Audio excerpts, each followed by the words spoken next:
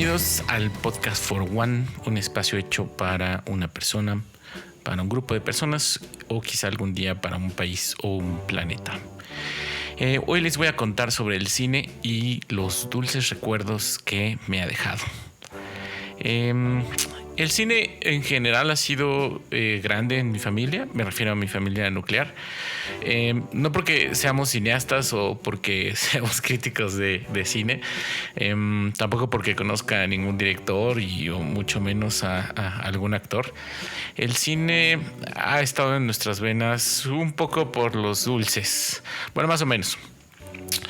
Hace muchos años, cuando mi mamá iba a la secundaria, por ahí del Palacio de las Bellas Artes, su mamá, o sea, mi abuelita Betty, ella atendía una tienda como de regalos, que tenía todo desde peluches, bisutería, flores y obviamente dulces mexicanos y chocolates, ¿no?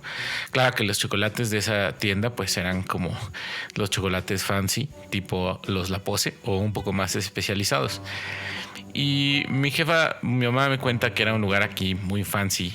Dice mi mamá que incluso a veces las personas iban de traje y a veces en algunos casos de largo. Era uno de estos cines de los 60s más o menos, para una cita formal, ¿no? Frente al cine había un café como de moda y luego en el cine proyectaban películas italianas, francesas o españolas. Me decía mi mamá que eran las que duraban un poco más.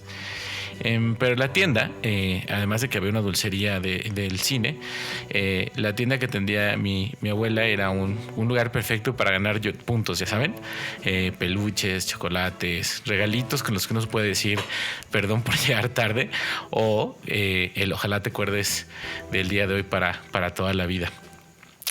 En aquel tiempo era el Cine París. Era un evento, ¿no? Como ya saben, como ir a la ópera. Acuérdense que el cine a México llegó por ahí de Porfirio Díaz. Fuimos el segundo o tercer país, no recuerdo muy bien, donde se presentaba la primera película. Entonces, pues no había pasado demasiadísimo tiempo de esto. Y cuando iban al Cine París, pues iban de gala, ¿no? Como les decía. Las salas eran grandes, o sea, no grandes como las que vemos ahora, grandes.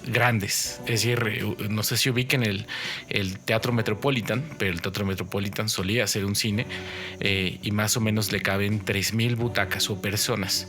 Bueno, es el Cine París, donde trabajaba mi abuelita, era de los cines pequeños de ese tiempo, ¿no? Solo le cabían 1,500 butacas en una sola sala.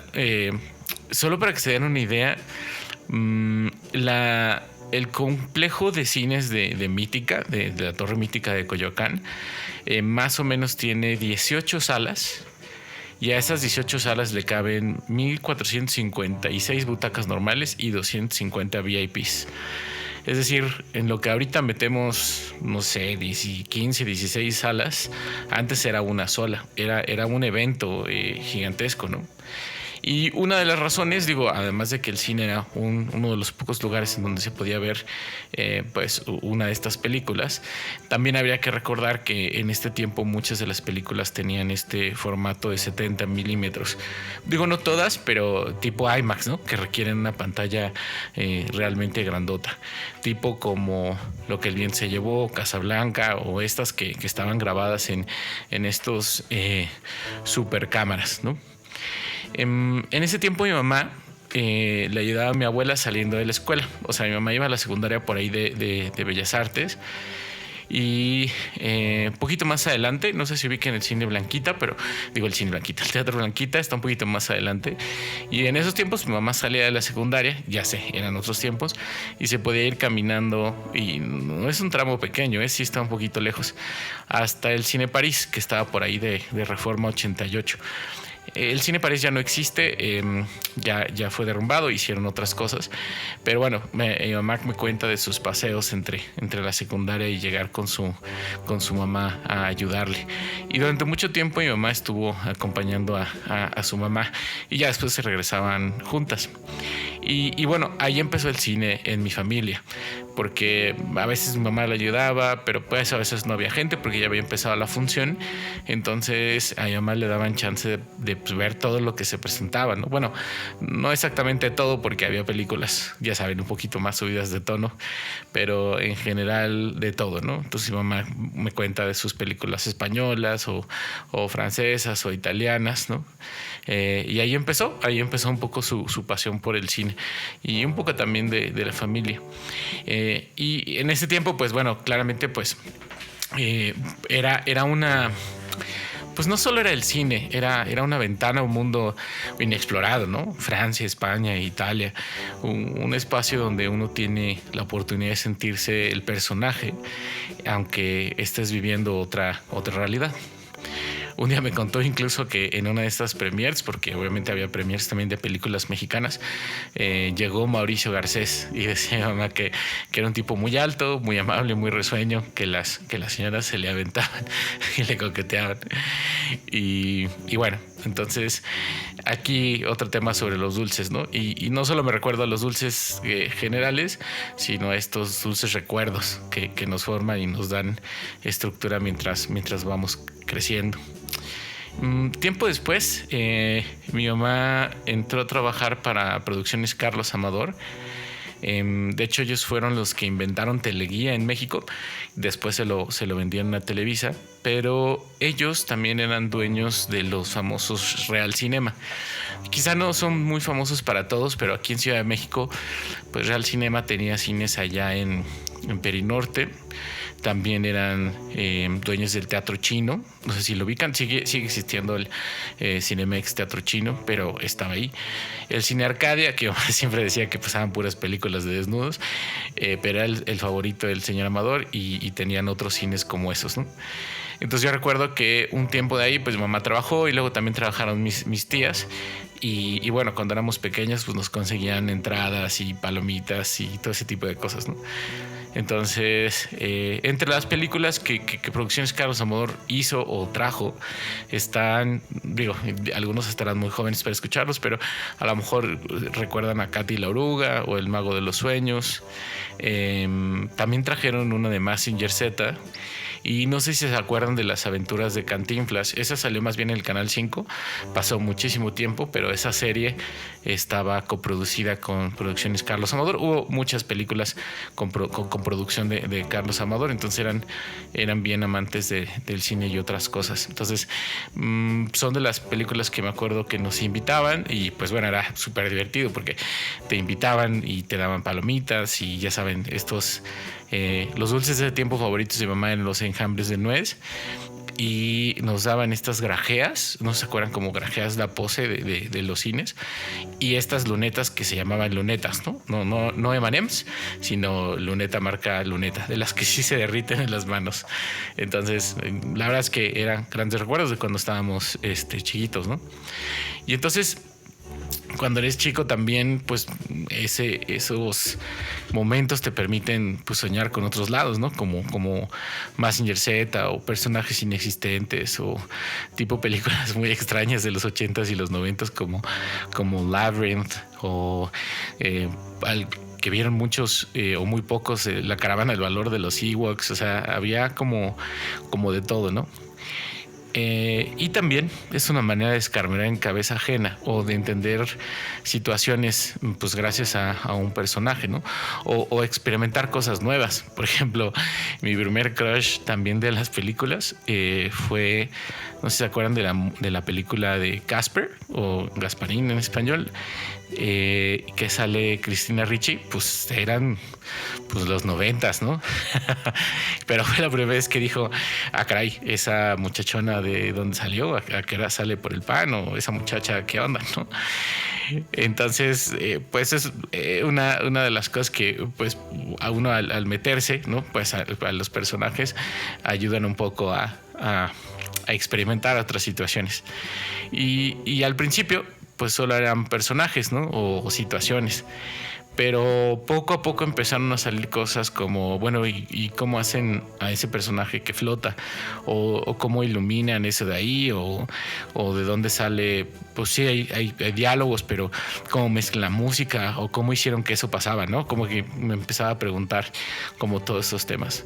Y a veces solo era diversión, ¿no? Por ejemplo, con mi hermano teníamos muchas películas que recitábamos al unísono, ¿no? Como yo sé que es una película poco conocida, pero La tiendita del horror con Steve Martin, Rick Moranis, Bill Murray también sale, totalmente pacheca de los 80s, pero muy simpática. Otras como Hombres de Honor, ya saben, esta de Jack Nicholson y Demi Moore y ¿cómo se llama este muchacho? Bueno, luego se los comento. En donde pues son estos soldados que defienden el honor, pero sucede un código rojo, ¿no? Es Tom Cruise, la escena de Tom Cruise, Demi Moore y Jack Nicholson, donde dice que no puedes manejar la verdad. Qué cosa. Y había otras como también muy divertidas, claramente todas las de Leslie Nielsen o Mel Brooks. Si alguna vez, ya sé, es un humor de pastelazo muy particular, pero todas aquellas películas de Mel Brooks son muy simpáticas, sobre todo La historia del mundo, ¿no? Y hay otra, pues la de Robin Hood, de Men in Tights se llama. Spaceballs, que seguramente han escuchado de la primera y de su regreso prontamente. Ya sé, son películas del pastelazo y eso, pero finalmente son como divertidas, ¿no? A veces no es nada más el arte, sino un poco el entretenimiento y que alguien te quiera hacer reír. Entonces, lo que empezaba como una ventana a otro lado, nos empezaba a preguntar, bueno, ¿qué me quiere decir? ¿Por qué me lo quiso decir? ¿Cómo hacen las cosas del escenario y eso, ¿no? Entonces ya pues creciendo un poco, pues llega la prepa, en donde pues hay que tomar una extraescolar y ya sabes, aquellas personas raras que no quieren ir a la rondalla ni al coro, porque pues sí, perdón, pues yo no era de la gente que iba a ninguna de las dos, pues tiene otras opciones como el cineclub. Y ahí recuerdo películas que marcaron mi camino, ¿no? Como la famosa Sociedad de los Poetas Muertos o Good Will Hunting o incluso Perfume de Mujer. Dato curioso, todas ellas tienen este tono de honor y de hermandad que hasta ese momento se parecía un poco a mi vida, ¿no? O sea, me refiero, pues casi toda mi vida he estado en puras escuelas de hombres hasta ese tiempo, entonces parecían escenas de nuestra vida y por eso había como mucha relación. De hecho, hay una escena que nos pasó más de una vez como alumnos. Algún alumno hizo algún destrozo en el salón y ya saben, siempre llegaba el profesor de los voy a reprobar a todos y nos decíamos quién era el culpable, ¿no? Y a veces sucedió. Era más importante para todos no decir quién era, a pesar de que nos podrían reprobar a todos, ¿no? Y una amiga una vez me dijo, ¿no? Dice, es que siempre los hombres se cubren entre ustedes y justifican el mal comportamiento y bla, bla, bla, y me estaba regañando. Pero algo que ella no entendiera que no era así. O sea, piensen en todas estas películas que les comentaba. En ese momento yo le contesté, mira, en esa época era todo lo contrario. Lo que tú no querías era quitarle la oportunidad a un niño de convertirse en un hombre y aceptar su responsabilidad. Es decir, no era un tema de cubrir al malhechor, era darle una oportunidad de que respondiera a las consecuencias de sus actos. E ir por sus propios pasos, aceptar su responsabilidad e ir con el director y decir, yo fui. Yo sé que es difícil de entender cómo niños de secundaria o de primaria o de prepa tenían esa profundidad para ciertas situaciones, pero en mi caso era real. Yo lo veía en las películas, pero también lo veía en la vida real. Aquí no se trataba de ver quién rajaba primero o de esconderlo solo porque era porque nuestro amigo, ¿no? Sino porque si alguien delatar a esta persona, le quitabas esa oportunidad de hacerse responsable por sus actos. Y creo que eso era de las cosas que más apreciaba en ese momento de esas películas, ¿no? El cómo las personas se tienen que hacer responsables de sus actos y cómo impacta el honor de uno, ¿no? Y sobre todo esas épocas delicadas, ¿no? Entre secundaria y prepa, sobre todo, en donde pues todavía eres medio niño, pero ya te tienes que hacer cargo de las cosas, pero al final te tienes que hacer responsable y enfrentarte ante tus propias decisiones, ¿no? Y luego pues caminó este gusto por el cine. Claramente ahí, digo, parte de nuestras diversiones como familia siempre fue ir al cine o buscar una película nueva o encontrar una premiere, todo este tipo de cosas, ¿no?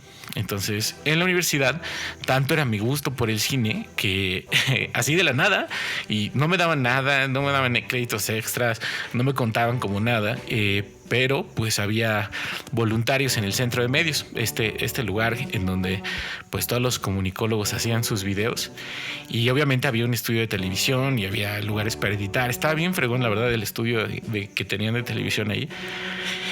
Obviamente había todo, cámaras, edición en 8 milímetros, Betacam, era súper emocionante, ¿no? Y yo como ingeniero, pues, de alguna manera entendía las partes técnicas, entonces apoyaba, y de repente me daban chance de ser cámara. Fui cámara un par de veces en las graduaciones, fui también el famoso gaffer, ¿no? Que es el ayudante del ayudante del ayudante, y también me ayudaron, bueno, un par de veces ayudé a pues editar un par de informes, ¿no? Esos informes que se hacen en el TEC para poder mostrar todo lo que ha pasado en un año. Y eso me daba mucha emoción porque la edición da mucho la narrativa, ¿no? Si encuentras una persona que se está riendo o si no, o si estás buscando la toma perfecta o si quitas pedacitos o pones pedacitos, la verdad es que le da otra tonalidad. Entonces me permitió, la verdad es que mucho entender ese mundo, ¿no? Que no era nada más ver la película y ya, sino que había muchas cosas detrás. Y solo duré 3 meses porque ya saben, la ingeniería es muy demandante y no había tiempo para todo, pero el cine siguió ahí. Recuerdo un día en la universidad, yo apliqué la de sí, vamos todos al cine, y éramos un grupito, no sé, creo como 5 o 6. Entonces ahí voy a mi casa y le pregunto a mi mamá, oye, mamá, préstame la camioneta, vamos a ir a ver una película. La verdad es que yo no tenía ni la menor idea que íbamos a ver lo primero que salía. Y ya cuando llegamos al cine, pues lo más cercano y que había para boletos para todos era la de La vida es bella. Entonces imagínense una persona que salió de escuela pues, de puros hombres, llega con amigos variados, pero había pues como la mitad niños y la mitad niñas. Vamos a ver La vida es bella, muchachos. Yo de esas personas que se mete al personaje y todo esto, pues ya saben lo que pasó, ¿no? De repente sale Guido, me empiezo a meter en el personaje, y Guido, para los que no se acuerdan, es el papá, ¿no? Que si no la han visto, véanla, mejor no se las spoileo. Pero bueno, que empieza la lloradera. Por más que me quise contener, la verdad es que, o sea, trataba de disimular, pero pues es que era demasiado. O sea, yo volteaba y todos lloraban, pero yo también lloraba. O sea, era como en las primeras salidas de cuates, y fue la primera vez que personas ajenas a mi familia pues me vieron soltar la lagrimita, ¿no? Para mí no era nuevo. Mi papá es bien llorón, mi mamá también, mi hermano. O sea, todos cuando vemos sobre todo temas que son como familiares o ya sabes, que se muere alguien de la familia o algo así, híjole, siempre es la lagrimita prevenida, ¿no? Y de hecho tanto fue que me veían rojo que me acuerdo que las niñas me acabaron comprando un dulce cono de McDonald's, ya saben, como para como Bridget Jones recuperándose de la película. Pero es una gran película y habla un poco de la perspectiva que le damos a las cosas, ¿no? En una situación totalmente complicada y que ojalá no se vuelva a suceder, pero vean, está muy linda.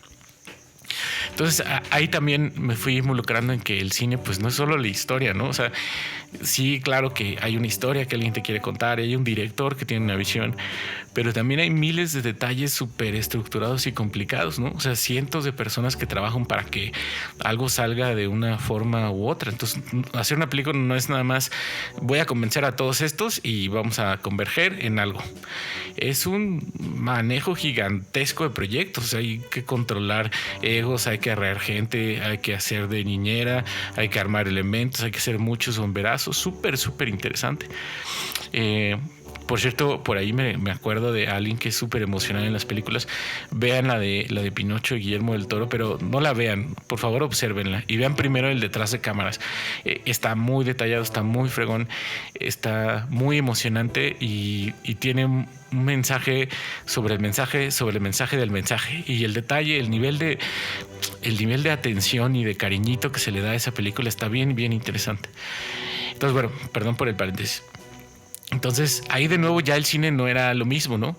O sea, ya no era nada más meterme al personaje y entender que hay un director y que sí, que las cosas se mueven y que el malo pierde, y ya no es solo la trama, ¿no? Sino se trata de todas estas personas que se involucran y ponen su punto de vista hasta en los mínimos detalles, ¿no? Y a eso me refiero con vean la de Guillermo del Toro de Pinocho, y va a salir Frankenstein.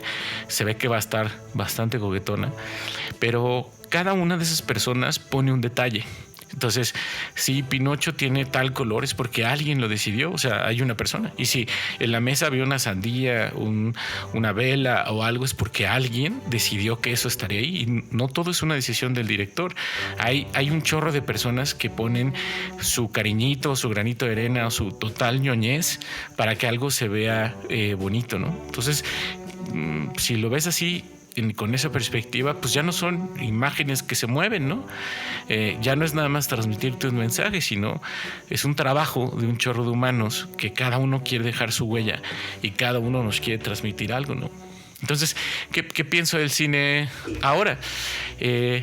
Pues yo creo que detrás de cada tema de nuestra realidad, detrás de cada osito de peluche que habrá envuelto mi abuelita con todo cuidado, detrás de cada dulce que acomodó o que vendió, que sugirió, detrás de cada película que mis papás rentaron para nosotros y detrás de cada texto que mi hermano y yo nos habremos aprendido, hay una persona.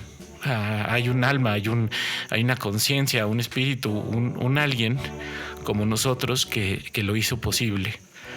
Y esa es la verdadera motivación en todos estos podcasts de mis datos culturales inútiles, o de los detalles que uno ve en el cine, o que al menos yo trato de ver en el cine, que reconocer que cada uno de esos detalles representa a un ser vivo, a un lugar o a una característica de la vida que merece ser recordada y sobre todo compartida, porque a veces andamos como la bequina, ¿no? Pasamos la vida sin ver las cosas, o las vemos pero no las observamos, y no solemos observar lo que parece que ya conocemos. Lo vemos y es como, ya lo he visto, y seguimos de largo sin reconocer cada uno de estos detalles, ¿no? Y aquí una película que siempre usamos con mi compadre al dar las clases, y es un fragmento de una película inglesa que se llama About Time. Voy a tratar de dejarlo en la descripción, pero si no alcanzo a verlo, busquen una escena que se llama The Secret Formula of Happiness. Y es una escena de About Time en donde, si no la han visto, véanla, no voy a spoilear muchísimo, pero digamos que los hombres de una familia pueden regresar en el pasado para repetir ese día. Entonces, un poco la fórmula secreta es pues vivir el día como si fuera literalmente el último, ¿no? Entonces, apreciar los detalles de la cajera que los atiende, del evento que ganaron, de disfrutar que llegaron tarde, y cada uno de esos detalles que luego perdemos de vista, ¿no? Entonces, me parece que entonces el cine es mucho más que solo entretenimiento o arte, cultura o economía, que sí lo son, pero eso es solamente lo que vemos por encima, ¿no? Creo que también es una forma de comunicación de humanos para otros humanos, o a veces incluso de seres vivos a seres vivos, ¿no? ¿Y por qué hoy el capítulo del cine y los dulces recuerdos? Porque estos podcasts reflejan un poco como la película de mi vida que comparto con ustedes, y hoy 16 de septiembre se cumplen años de la muerte de mi abuelita. Yo no tuve la fortuna de conocerla. Ella murió muy joven, de 49 años, pero me doy cuenta que sin ella pues no podría contarles estas cosas. Así que por más único que me pueda sentir, por más independiente, ingeniero, adulto responsable que pueda pretender ser, siempre siempre va a que revisar este esfuerzo de las personas y de la vida que todas y todos aquellos que estuvieron antes que nosotros, y que gracias a ellos y a ella en particular estamos aquí para compartirlos. Y lo que empezó como una simple anécdota del cine o una anécdota de una tiendita dentro de un cine, se convierte en una reflexión de los detalles que todos los humanos queremos compartir. Y para eso quería dejarles una reflexión de todos los capítulos hasta ahorita.